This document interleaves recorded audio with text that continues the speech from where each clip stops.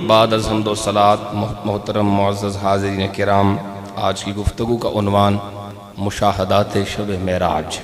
इख्तिसार से चंद ज़रूरी बातें आपके गोश गुजार करूँगा। अल्लाह हक सच बात करने की तौफ़ीक अता फ़रमाए। बस बिला तमहीद बात शुरू करते हैं। पहला मुशाहदा मेराज का, जो आपकी आज की इस मजलिस में जिसको मैंने मौजू में शुमार किया है, शामिल किया है।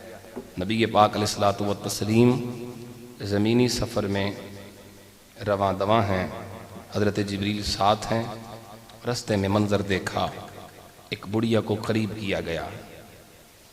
उस बुढ़िया का चेहरे का चमड़ा लटका हुआ, इंतहाई ज़ईफ़ मगर सजी हुई, आरास्ता ज़ेवरात से, खूबसूरत मलबूसात से गुज़र गए। अर्ज़ की हुजूर गुज़र जाइए, इसकी तरफ तवज्जो न कीजिए। हुजूर गुज़रे। फिर देखा कि कोई शख्स है जो आवाज़ दे रहा है, हुलुम्मा या मोहम्मद सल्लल्लाहु अलैहि वसल्लम, ए मोहम्मद करीम सल्लल्लाहु अलैहि वसल्लम मेरी तरफ तवज्जो करें।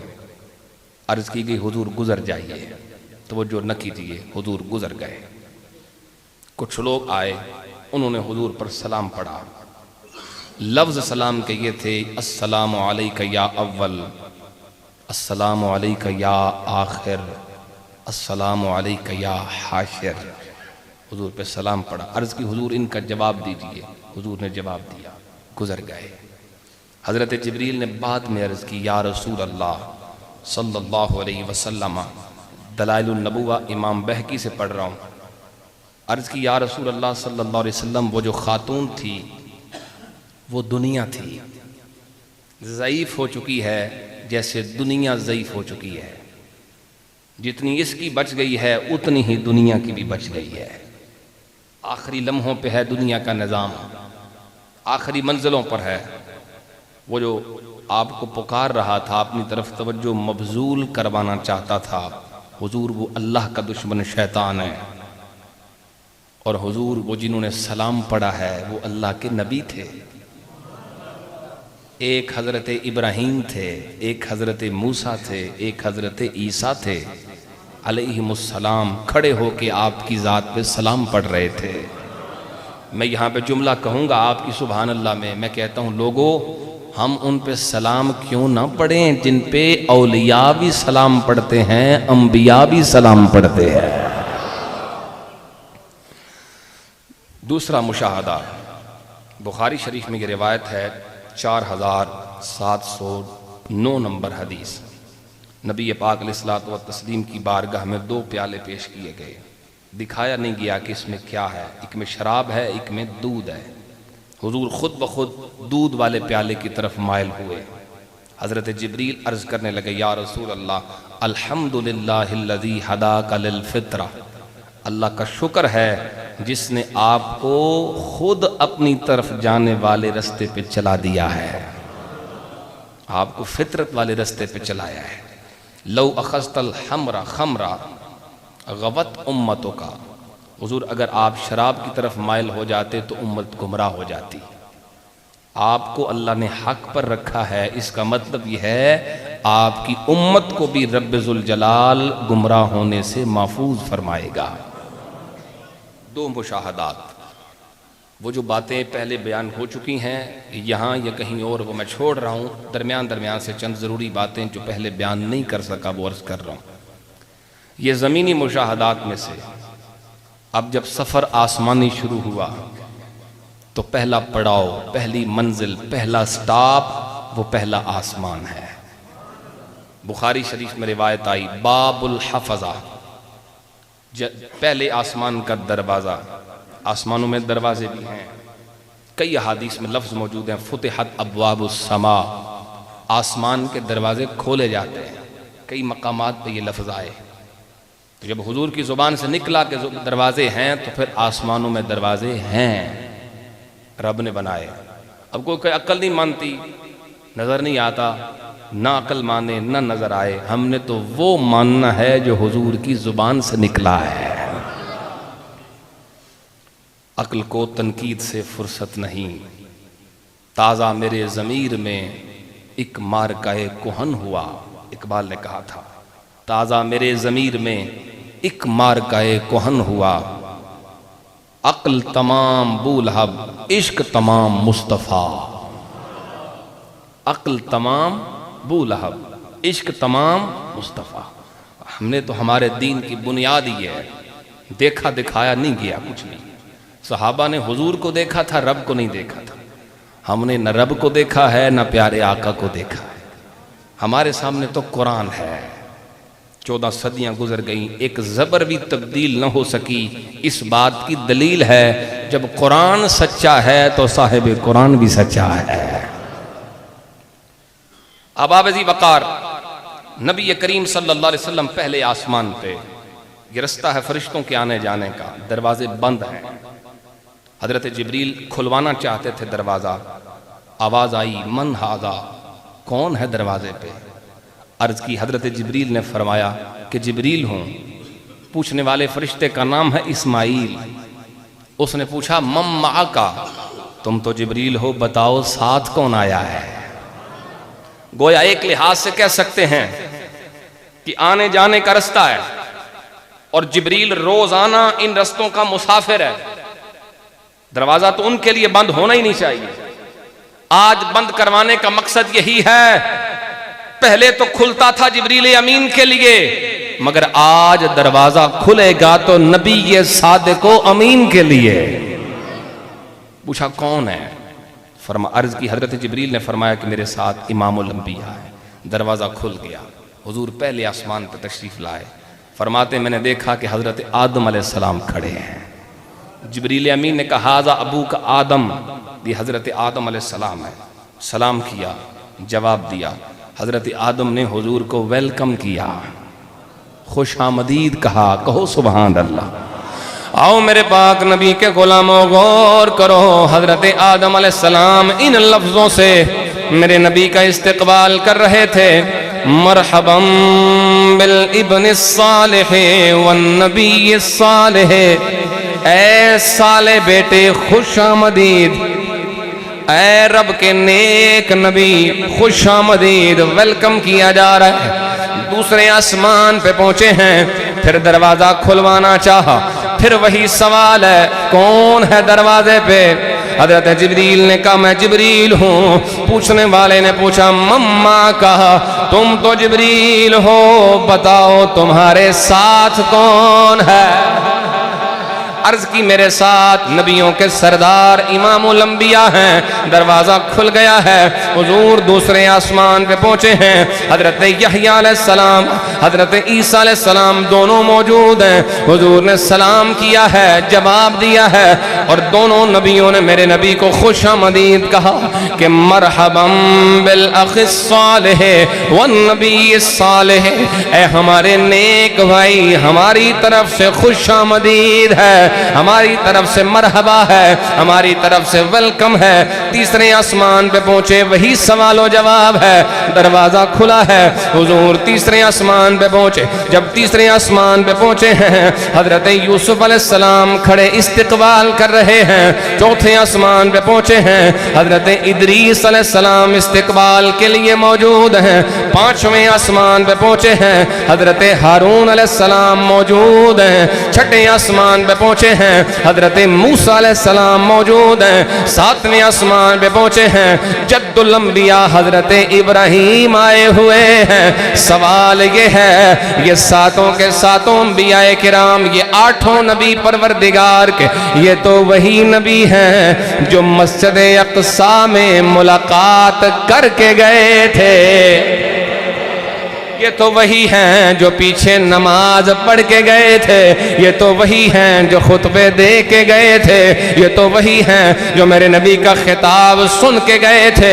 फिर दोबारा मुलाकात का सबब क्या है? इसका मतलब यह हुआ सबब मुलाकात नहीं, सबब इस्तिकबाल है। समझे बात को? सबब मुलाकात नहीं, वो तो हो चुकी है। सबब ज़ियारत नहीं, वो तो करवाई जा चुकी है। सबब तो यहाँ इस्तिकबाल है। मिसाल देता हूँ, लोग आगे पीछे दौरे पे जाते रहते हैं, हुकूमती लोग जाते रहते हैं। जिस हैसियत का ऑफिसर हो, आगे रिसीवर उसी हैसियत का होता है। अगर ऐसे कोई छोटा मोटा अफसर जाए या छोटा मोटा कोई वजीर चला जाए तो आगे से भी जो भेजा जाता है वो को अफसर ही होता है, नॉर्मल सा छोटे ग्रेड का। ऐसा ही है, जब कोई बड़ा बादशाह जाए तो कभी कभी बड़े बड़े ब्यूरोक्रेट्स, बड़े बड़े वजीर, या कभी कभी खुद सदर को या वजीर को जाना पड़ता है। मतलब जैसा आने वाला वैसे उसके इस्तिकबाल करने वाले। इस्तिकबाल रब फरिश्तों से भी तो करवा सकता है, फरिश्ते भी तो मासूम हैं, लेकिन नबियों को भेजा परवरदिगार ने। अगरचे मुलाकात हो चुकी है, ज़ियारत हो चुकी है, गुफ्तगू हो चुकी है, मगर अल्लाह ने फरमाया नबियों तुम जाओ, हर आसमान पे खड़े होके मेरे नबी को मरहबा कहो, ताकि जमाने वालों को पता चल जाए आने वाला आम नहीं, रब का सबसे खास है।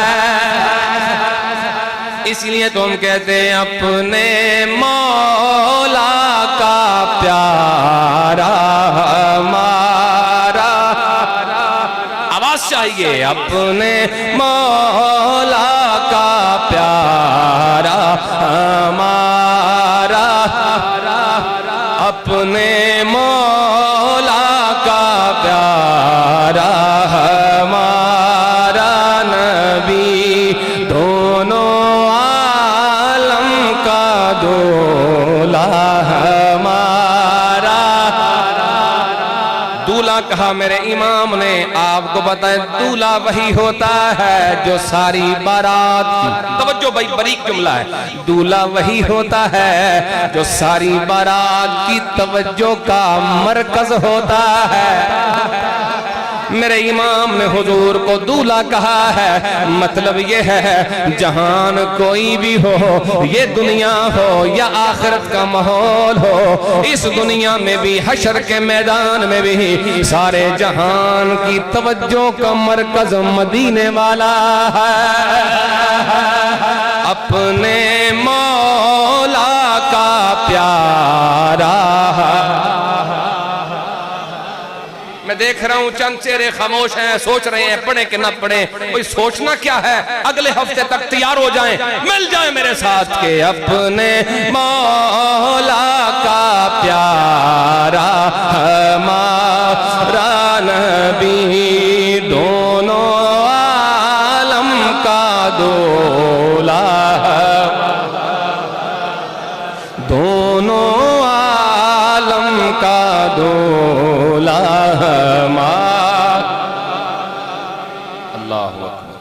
फरिश्तों की ड्यूटियां नहीं लगाई, नबियों को भेजा है, बताया जाए आने वाले बहुत खास हैं। नबी पाक अलैहिस्सलाम आगे बढ़े, बुखारी शरीफ की रिवायत पढ़ रहा हूँ, सिदरतुल मुंतहा तक पहुंचे। सिदरा एक बेरी का दरख्त है जिसपे बेर भी लगे हुए हैं, नूर का दरख्त। इसकी जड़ें छठे आसमान में हैं, इसकी शाखें सातवें आसमान में फैली हुई हैं।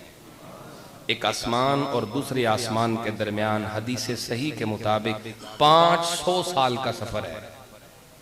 ये साइंस नहीं बताएगी, ये हुजूर ही बताएंगे।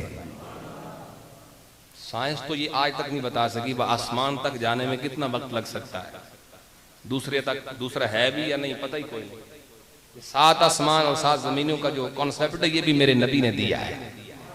तहकीक कर ले, पहुंच ही जाएंगे एक दिन कभी ना कभी, इनको पता चल ही जाएगा 14 सदियां पहले जो हुजूर ने बताया था वो सच फरमाया था। आसमानों के दरमियान 500 साल का सफर है। छठे आसमान से शुरू है वो दरख्त और 7वें आसमान मकाम हिजर, हिजाज मुकद्दस का एक मकाम है जहाँ के मटके मशहूर थे, गड़े मटके। हदीस के मफहूम में ये बात है कि मकाम हिजर के मटकों के बराबर उस दरख्त के हाथी के कानों के बराबर उसके पत्ते बड़े बड़े, और ये नूर का दरख्त है, घर है हजरत जिब्रील अमीन का।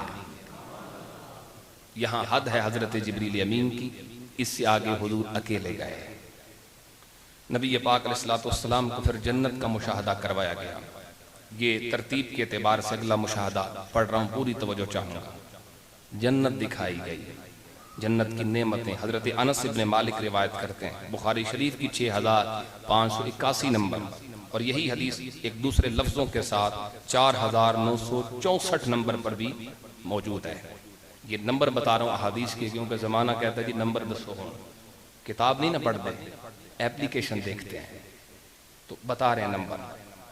नबी पाक अलैहिस्सलातु वस्सलाम फरमाते हैं बैनमा आना असीरु फिल जन्ना, हजरत अनस को बताया, ए अनस ये उस वक्त की बात है जब हम जन्नत में सैर कर रहे थे, जब हम जन्नत में सैर कर रहे थे। अच्छा हुजूर क्या हुआ? फरमाया इज़ा अना बिनहरिन, मैं एक ऐसी नहर पे पहुंचा, हाफताहु तिबाबुद्दुर्रिल मुजव्वफ, फरमाया मैंने देखा कि नहर है जिसके दोनों अतराफ में जोफदार मोतियों के ढेर लगे हुए हैं, दोनों अतराफ में। मैंने हजरत जिब्रील से पूछा मा हाजा, जिब्रील ये क्या है, ये नहर क्या है, कौन सी ये नहर है, इस नहर का नाम क्या है? पूछा हुजूर ने उसकी हकीकत माहियत के बारे में। हजरत जिब्रील ने अर्ज किया या रसूल अल्लाह हाजल कौसरुल लदी आताका रब्बुक, या रसूल अल्लाह ये वही नहरे कौसर है जो रब ने आपको अता फरमाई है, दिखाई गई है हुजूर को। जन्नत की कुल नेमतें अल्लाह ने हुजूर को दिखाई हैं। ये दिखाने का मसला जो है कि कोई नया नहीं, हजरत इब्राहीम अलैहिस्सलाम को भी अल्लाह ने बहुत कुछ दिखाया है, कुरान हकीम में उसका जिक्र भी मौजूद है, और वो हजरत इब्राहीम की ख्वाहिश है अल्लाह ने पूरी फरमाई, और उनकी एक मिराज है। सुभान अल्लाह कहे तो मैं सुनाता हूँ। आओ मेरे पाक नबी के गुलामों गौर करो, हजरत इब्राहीम अलैहिस्सलाम के बारे में रब का कुरान फरमाता है वकज़ालिका नुरी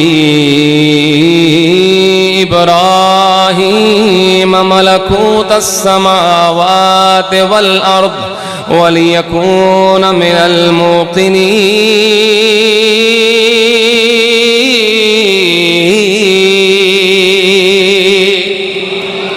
हजरत इब्राहीम अलैहिस्सलाम का जिक्र है।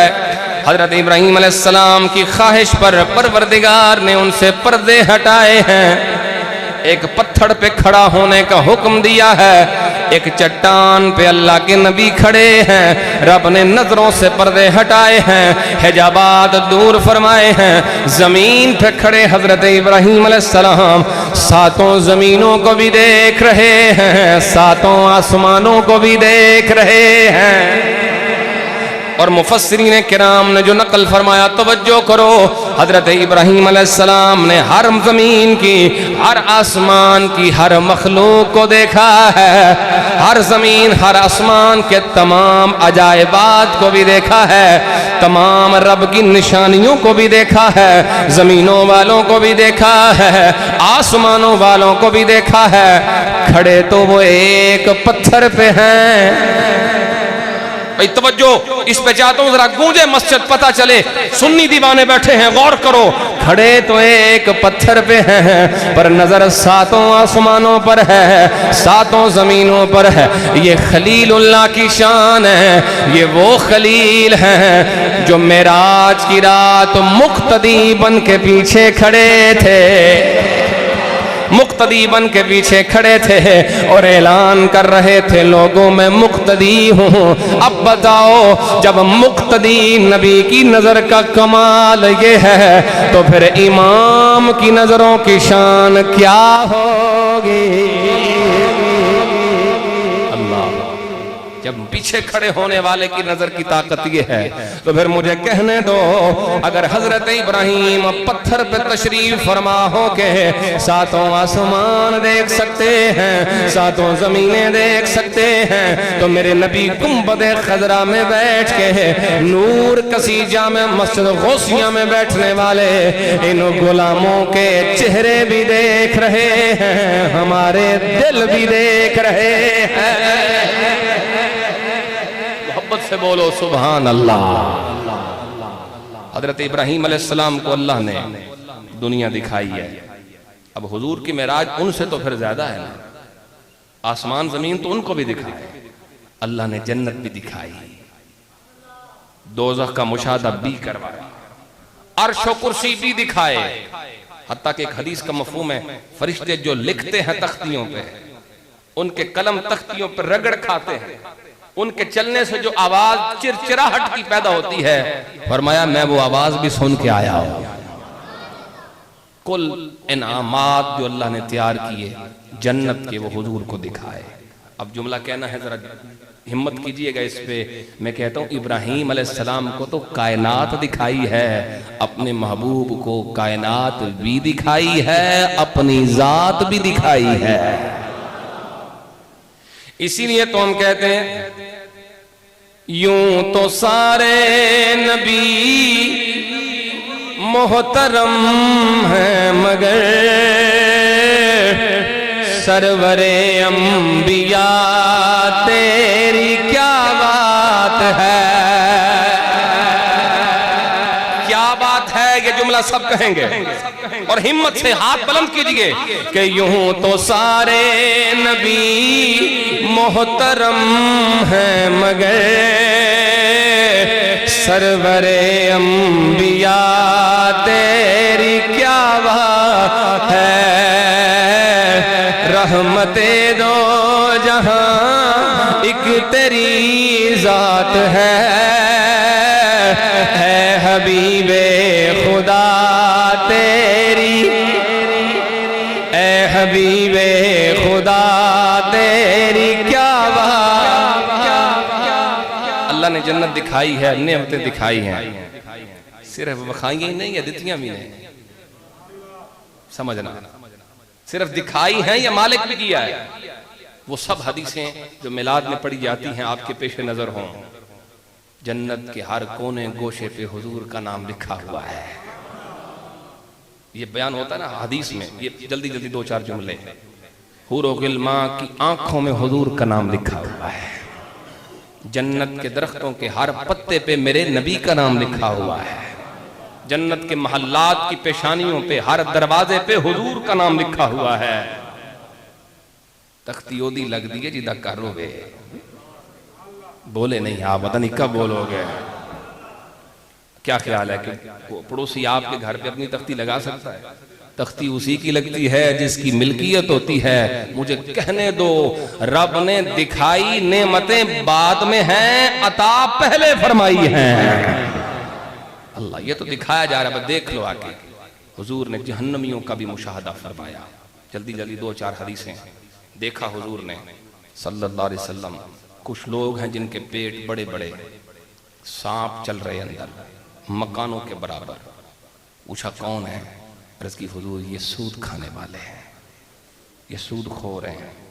फिर देखा एक मकाम पे कुछ लोगों के सर पत्थर से कुचले जा रहे हैं, फिर सर सलामत किए जाते हैं, फिर कुचला जाता है, फिर सलामत किया जाता है। ये चल रहा है सिलसिला। पूछा कौन है? हुजूर ये वो हैं जो बेनमाजी हैं, नमाजों के वक्त जिनके सर बोझल हो जाते थे। फिर देखा कुछ लोग हैं जिनके जिस्मों को काट के उन्हीं का गोश्त उन्हीं को खिलाया जा रहा है। ये कौन है? अर्ज की कि हुजूर ये वो हैं जो गीबतें करते थे और लोगों के ऐब तलाश करते थे। ये सब कुछ अहादीस में, रिवायात में आइम्मा मुहद्दिसीन ने नकल किया। कुछ लोगों को देखा कि उनके जबड़े खोल के आग के अंगारे डाले जा रहे हैं, आग के पत्थर डाले जा रहे हैं। पूछा कौन है? हुजूर ये वो हैं जो यतीमों का माल खाने वाले हैं। यतीमों का माल खाना इतना बड़ा गुनाह है। यहाँ पे ये भी बात करूंगा, जिम्मेदार लोग भी यहाँ बैठे हैं। जब यतीम का माल खाना इतना बड़ा जुर्म है तो किसी को यतीम करना कितना बड़ा जुर्म होगा। और लोग कर रहे हैं, लोग कर रहे हैं। मैं किसी बदमाश की बात नहीं कर रहा, आम लोगों की बात कर रहा हूँ। वो भी इसका सबब बन रहे हैं। कुछ दिन पहले मैंने एक वीडियो देखी, एक मोटरसाइकिल दिखाई जा रही थी, शायद किसी ने देखी हो। मोटरसाइकिल खून से सुर्ख है, लिखा हुआ था कोई बच्चा, कोई जवान अपने घर जा रहा था, 3 उसके बच्चे थे फैसलाबाद के इलाके में, डोर फ्री है, कट के मर गया है। अब बताइए इसका कौन का कातिल है?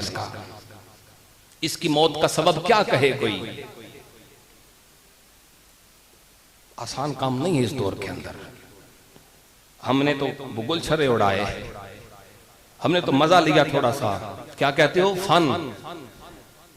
चलो वेले यहाँ पे, चलो पतंगबाजी, फारग हैं तो चलो आओ छतों पे चढ़ जाएं।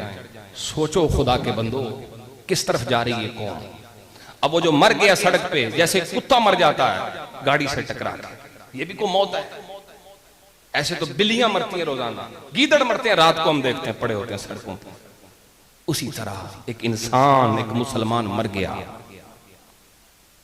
अगरचे उसकी तकदीर ऐसे ही है, इसमें इनकार नहीं है, मगर उसके बच्चे क्या सोच रहे होंगे घर में, ये सोचो। अबू गए हैं, पता नहीं आज खाने को क्या लाएंगे, उसकी बीवी क्या सोच रही होगी, लिस्ट बना के रखी होगी उसने, आज घर आएगा सर का साईं तो ये फरमाइशें करूंगी। बच्चे इंतजार में, बीवी इंतजार में, और जब उन्हें ये खबर दी गई कि वो तो कट के मर गया, किसी के मजे की नजर हो गया, किसी की लज्जत की नजर हो गया, किसी का मजा उसकी जान का दुश्मन बन गया, बचाओ, बताइए उन बच्चों के दिलों पे क्या गुजरी होगी। हमें ख्याल नहीं आता, पता नहीं कितने कातिल होंगे ऐसे।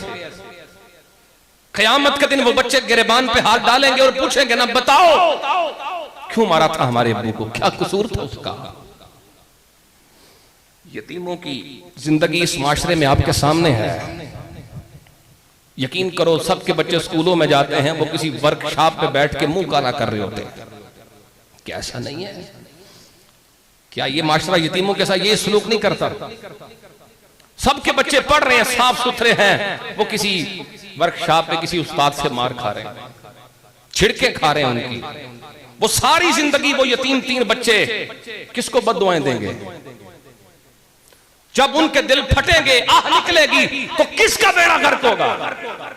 ये छोटा काम नहीं है। मैं गुजारिश करूंगा, अगर हम में कोई ऐसा है तो तौबा करे, पक्की तौबा। जिस काम से मुसलमान की जान जाए, क्यों करना है?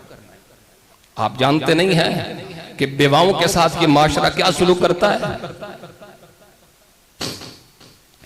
भेड़िए बैठे इस माशरे में, गलीज नजरों वाले बैठे इस माशरे में। हम नहीं चाहते हमारी बहन बेटी घर से बाहर निकले, तो वो बेवा, उसने भी तो बच्चे पालने हैं, क्या करेगी? और सारी जिंदगी अब उसकी जो गुजरेगी, जमाने का जुल्म जो वो सहेगी, ताने अलग सहेगी, गंदी नजरें अलग बर्दाश्त करेगी। इस सारे जराइम और इस सारी दास्तान के पीछे फिर कौन है? वही जिसने चंद मिनट मजा लिया था, जिसने खेल कूद किया था, जिसने सुकून लिया था। चलो वेले यहाँ तो कुछ नहीं थे, आज गुड्डे उड़ाइए, आज पतंगबाजी करें, म्यूजिक चल रहा है। उसी वक्त, ऐन उसी वक्त जब किसी की छत पे म्यूजिक बज रहा होगा, हो सकता है उसी वक्त किसी के घर मातम बिछा हुआ होगा, किसी के बच्चे यतीम हो जाए। हम यहाँ, हाँ, आप सब भी, मैं भी इसमें शामिल हूं, हम हुक्काम बाला तक की आवाज पहुंचाते हैं कि इस काम को जैसे तैसे रोका जाए। ये जिम्मेदारी तो हुकूमत की है ना, और कोशिश भी की जाती है। क्या करें, वो भी कोशिश ही कर सकते हैं। असल चीज है शऊर, असल चीज है एहसास। जब तक एहसास नहीं है तब तक बचत नहीं है। इस्लाम क्या कहता है, फुकहा ने क्या लिखा है? एक बंदा सड़क में गड्ढा खोदे, उसमें कोई गिर के मर जाए, तो फिर कत्ले खता की दियत पड़ती है उस पे, जिसने वो खोदा है। क्यों खोदा गड्ढा सड़क में? सड़क तो चलने के लिए। तो मैं कहता हूं ऐसे कातिलों पर भी फिर एक्ट लगना चाहिए ना, लेकिन तलाश कैसे करें? वो बस न जाने में वो बद्दुआएं मिलेंगी। यकीन करने, ऐसे यतीमों की बद्दुआ लेने से बेड़ा गर्क ही होता है। कोई कैसे सुकून में रह सकता है? यतीम बच्चे मारे खाएं, जुल्म बर्दाश्त करें, और कोई अपने घर में बैठा हुआ हो सुकून से, ये कैसे हो सकता है? जिसके लिए उनकी आह निकलती है उसका बेड़ा गर्क हो जाता है। ऐसी हरकतों से बचना चाहिए। अल्लाह हिदायत अता फरमाए, अमल करने की तौफीक अता फरमाए। वमा अलैया इल्लल बलाग। ऐलान समाअत फरमा रहे हैं उर्से मुहद्दिस आज़म हुजूर मुहद्दिस आज़म